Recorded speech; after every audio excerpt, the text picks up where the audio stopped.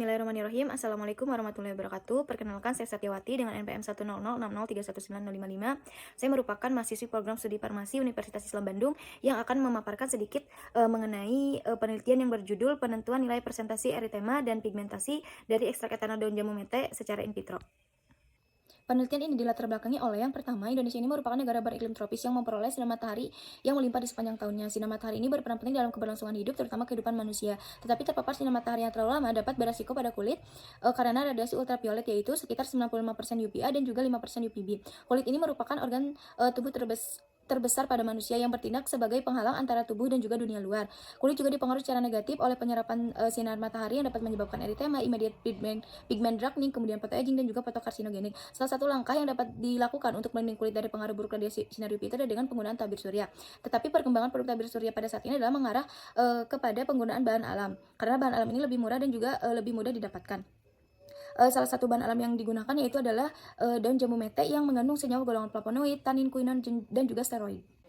Untuk rumusan masalahnya yaitu adalah berapa nilai pengukuran persen transmisi eritema dan juga persen transmisi pigmentasi dari ekstrak etanol daun jambu mete yang dapat berpotensi sebagai tabir surya. Untuk tujuan penelitiannya yaitu untuk mengetahui nilai pengukuran persen transmisi eritema dan persen transmisi pigmentasi yang dapat berpotensi sebagai tabir surya, dan untuk manfaat penelitiannya adalah untuk memberikan informasi kepada masyarakat tentang pemanfaatan ekstrak daun jambu mete yang berpotensi sebagai aktivitas tabir surya. Kemudian dalam bidang farmasi, daun jambu mete ini diharapkan dapat dijadikan sebagai sediaan tabir surya serta dapat bermanfaat bagi peneliti selanjutnya, yaitu dengan melakukan pengujian potensi tabir surya bahan alam lain secara in vitro.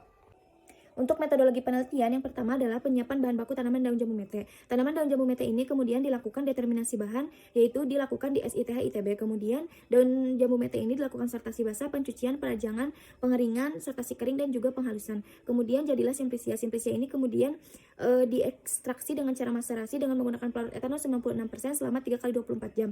Kemudian memperoleh ekstrak cair yang kemudian diuapkan dengan menggunakan rotary vacuum evaporator dan juga menghasilkan ekstrak kental. Kemudian ekstrak kental ini dilakukan uji aktivitas tabir surya, yaitu dengan penentuan nilai persen transmisi eritema dan juga persen transmisi pigmentasi.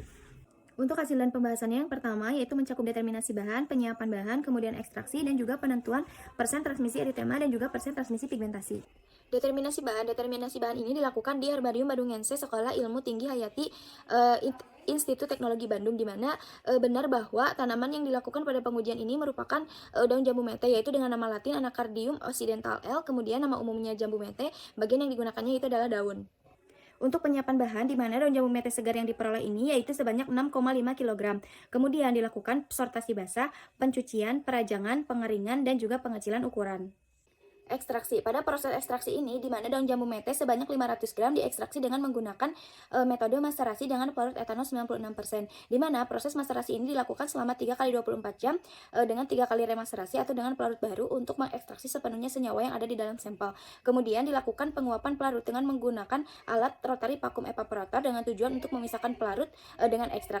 Hasil ekstraksi daun jambu mete yang diperoleh pada penelitian ini sebesar 96,362 gram dan hasil rendaman ekstrak daun jambu mete sebesar 19,26%. Hasil yang diperoleh telah memenuhi persyaratan persen rendemen pada ekstrak daun jambu mete, yaitu lebih dari 7,8%.